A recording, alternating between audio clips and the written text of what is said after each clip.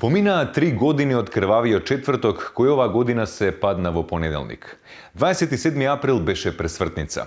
Откако сите учесници во овој крвав настан беа изведени пред бобуљиците на лицето на правдата, вчерашни новости разговараше со еден учесник кој сакаше да остане анонимен.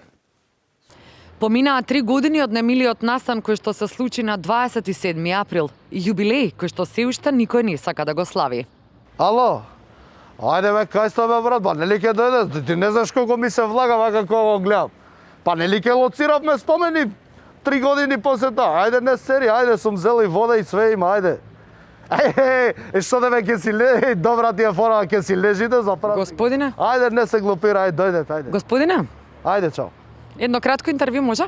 Може бе?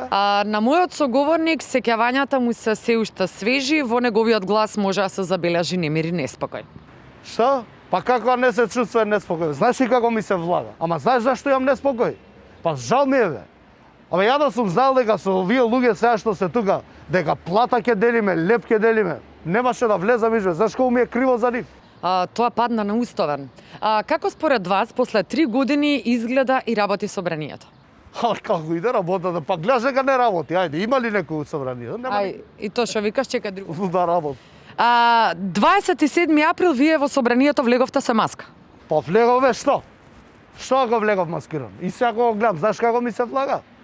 Ама ете, гледаш, после 3 години за јубилеот сите се со маски бе. Сите почитуваат бе, тоа празник треба да биде.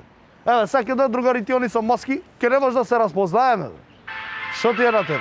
Чекај ме го звони. Ало? Како што гледате, драги гледачи, после 3 години ништо не е сменато. Собранието не работи и сите носат маски. Студио? Тебе ти се влагали? Не.